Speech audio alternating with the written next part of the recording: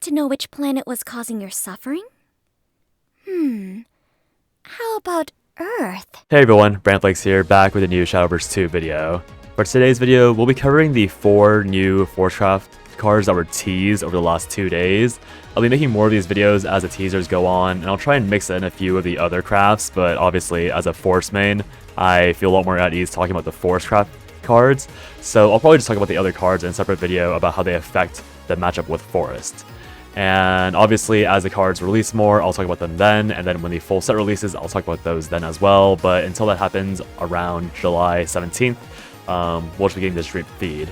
So with that all being said, we can start with Titania, the very first card they released I think 2 nights ago, the Queen of Wings. She is a 4 power point to 4, I'm just keep calling it mana. She is a 4 mana 2/2 legendary FORESTCRAFT follower. When you play her, you summon a fairy and you gain a crest called Titania, Queen of Wings. This crest is going to give you a fairy every time your turn starts, but it's very important to note that she does not give you a fairy to your hand on the very first turn. She automatically summons it for you. When you evolve her, she's going to act somewhat like a different type of Fildao, where when you evolve her, you transform an enemy forward into a fairy. And so essentially what that means is that you're not really executing the enemy, you're just polymorphing them, if you're familiar with Hearthstone, into a 1/1 that you can very easily clear. And this ironically kind of screws over Abyss, because the way Cerberus works is that she will summon any random 1/1 that has died in the entire game.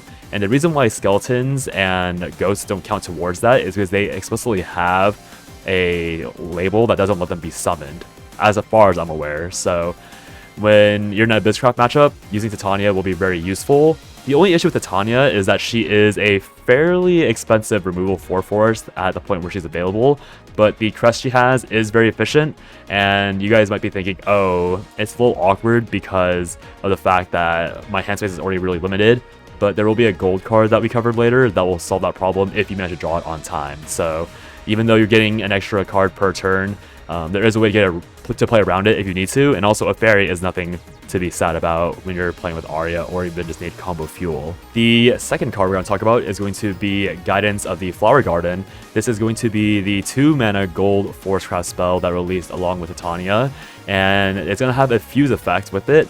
Its generic effect is that when you play it, you draw a card, but when it's fused up with at least one other card, you draw 2 cards instead. And now, if you guys have been playing this game, since I started the game with Shadowverse 2, I didn't really understand how the fuse effect worked properly. I figured out how it worked, but I noticed that there was like an addendum at the bottom of the FORESTCRAFT fuse cards where it said you can only fuse to 1 time per card. And obviously for FORESTCRAFT, the artifacts changed physically when you fuse them, so they were theoretically unlimited until you got to the point where you're fusing into like the heads or the parts, like the main parts themselves or the Gundam. So just know that you can't actually fuse multiple times unless you have multiple copies of the spell in your hand. So if you're drawing an excess number of FORESTCRAFT cards, then you might have a few problems. But if you're just drawing like 1 extra card a turn, then fusing into this card will help you get rid of those excess Aryas, those excess Titanias, those excess carbuncles. So this would be a really good card to just have as like a hand thinner, and then when you really need to draw more, you can just slam this on the board and you will draw a pretty efficient amount of cards for what you've put into it. The third card I want to talk about is going to be Lymaga, Untamed Wild. This is going to be a 7 mana 7/7 with the fanfare. Select 2 enemy followers on the field and give them can't attack followers or leaders until the end of your opponent's turn. And then her super evolve effect is going to be selecting 2 separate enemy followers on the field and giving them at the end of each turn, or rather it can be 2 separate followers or the same followers, doesn't really make a difference, but you select those and then gives them a debuff, and at the end of each turn it deals 1 damage to your leader and 2 damage to this follower. And it's important to remember that even though it says deal 1 damage to your leader and to this follower, that your leader, since it's a debuff on the enemy side, it actually pings your opponent in the face. So this card will most commonly be used to, you're going to use the fanfare and the super evolve on the same unit most of the time, because that means that that unit's going to die slowly and they're going to deal debuff and eventually clear themselves. It's important to know that this card will deal 4 damage to the enemy leader by the time the enemy cards can attack, assuming they have 4 HP or less. Because at the end of your turn, it pings your opponent, and at the end of their turn, they can't attack because they're still I guess like board locked, and then at the end of their turn it deals 2 damage to that follower again and then pings them again. So realistically, usually at the very worst, you can treat this card as a 7 mana Super Evolve. When you Super Evolve it, rather, it's a deal 5 damage to the enemy and clear 2 minions.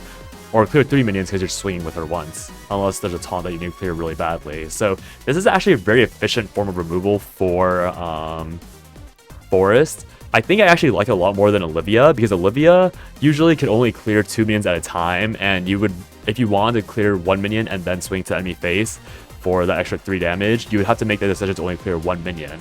So while you do lose a card draw from Olivia, which is very important in certain scenarios, Lymaga actually not only clears 3 minions potentially, but it also deals way more damage over time, and it kind of sets up this inevitability because, as you guys know, the Amelia into Luminous Magus is like the main way Swordcraft counters Forest. But because of how Lymaga works, what you can actually do is you can fanfare, like let's just not even use a Super Evolve, you can fanfare Swordcraft units, not Super Evolve so they don't die, and then it locks out 2 spaces on the Swordcraft player's board, and then that means that the Luminous Magus and Amelia combo can only summon up to, it's only like 1 extra taunt minion because the other 2 slots are occupied still. So this is really good for blocking out those massive swing turns that, like, you know, like Orcus creates, that Kuon creates. Ironically, it doesn't really counter Garyu, but that's an entirely different story.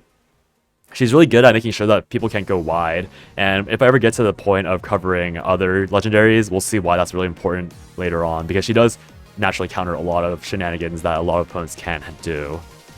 The final card that I want to talk about is going to be a 4 mana 4/3 gold FORESTCRAFT follower called Cynthia for Chivalry.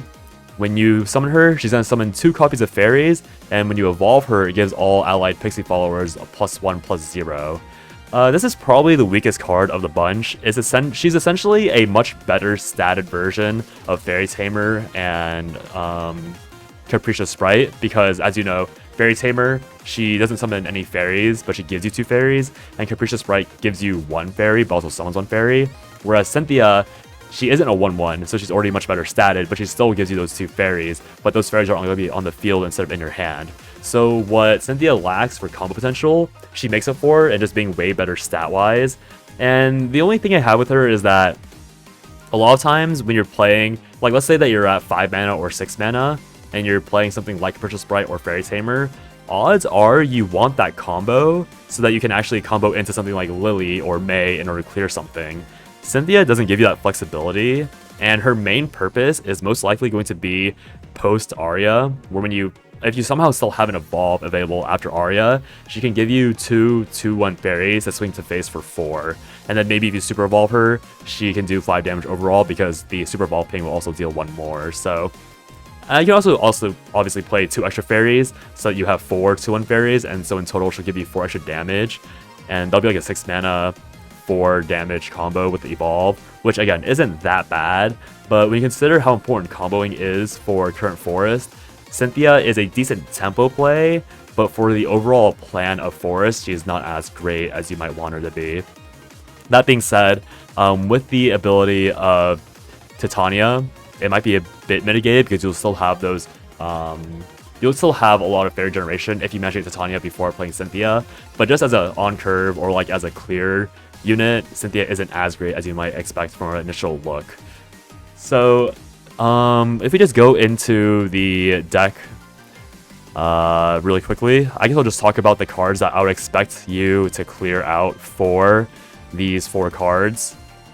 So I'll go ahead and look at the main package, which I hope I selected. I think that's my troll build.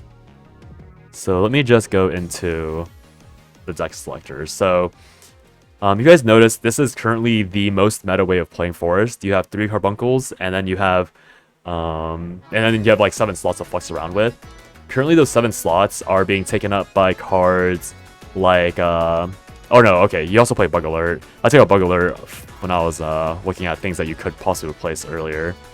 But yeah, so you recently have 4 slots right now with the current version of FORESTCRAFT with Roach. Now, the biggest thing you could probably swap out in this iteration, if you were to take out any, so like let's say you can only add 4 cards in, right? Olivia, the 2 Olivias that are usually inside, you could say are going to be taken out for Lymaga. I think that's very natural to run 2 Lymagas over 2 Olivias. And then there's 2 more slots remaining, and I would assume that you're going to play 2 copies of Guidance of the Flower Garden, potentially 3. But since Guidance of the Flower Garden is more of a fix for excess hand space or just a way to refill cards, I don't think you actually want to run 3 because it is a ironically dead card to have in your hand when it comes to furthering your game plan. Of course, drawing 2 cards is always going to be very good, especially when you're fishing very specifically for a niche card here and there, but I don't think you want 3 is my main point. The other 2 cards we've gotten so far are very expensive. Cynthia, again, I think won't really find a play in a Roach deck. Maybe in a dedicated Forest deck she'll find play, but the issue with a dedicated Forest deck, or a dedicated Fairy deck rather, is that it requires you to draw Arya. And being required to draw a 6-mana card that doesn't really do much besides maybe clear 1 minion on turn 7 usually, it's not the best. I don't think Arya is going to get the most. I don't think having Cynthia and removing Roach for Cynthia Arya will make a solid deck, if that's fair to state. Now, Titania, I think Titania is probably one of the cards I would really want to put into my deck, but she's ironically also the hardest card to put in, just because you're probably replacing some sort of removal with her, because she does fulfill the same removal aspect. And I don't know if you ever want to take out Lily. I think Glade is also required, and I think May is also very required for the early game shenanigans. So if you were to play Titania, I would assume you could only really run 1 or 2 copies. And if you only run 1 copy, then you're never drawing her consistently. If you run 2 copies, that second copy is probably going to be the 3rd Carbuncle, which won't really work out well for the Carbuncle focused lists because Carbuncle is so important when it comes to, you know, the consistency of your OTK, because you kind of need that super evolve. And that kind of goes to the main issue with the new legendaries that have been released. If you're looking at the curve, the reason why I say Lymaga replaces Orcus directly is because your super evolve slots are already very, very limited for Roach Forest. You want your super evolve for Carbuncle, and that leaves a singular super evolve for any flexibility. And so that super evolve will often go to Lily or Glade because you need board clear.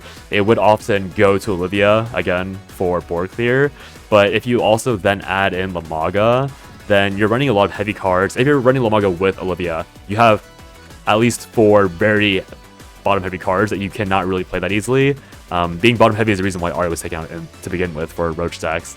And so you need to replace it. So Lymaga is also, ironically, she might be okay to bounce just because you can bounce her twice. Like you can super stall with her. Like she might be okay to play back to back, even better than Orcus, because you can lock out 2 slots and then lock it out again the next turn, and your opponent's just kind of scrambling to figure out how to play their deck the best. And ironically, thinking about it, it would be really good against Havencraft, which is having some interesting cards added in. But hopefully this video was short and sweet. Hopefully you guys can see more of a vision with these cards if you didn't think that the cards were that spectacular. But I hope you guys think it was, because these cards are pretty interesting, and I think they'll be a lot of fun to mess around with. And obviously we have way more cards coming out, and hopefully those will continue adding in to flexibility for Forest instead of just being forced to loop into the Roach style that we're currently in. So yeah, that'll be all. Have a good day or night wherever you are, and I'll talk to you guys next time. Bye bye.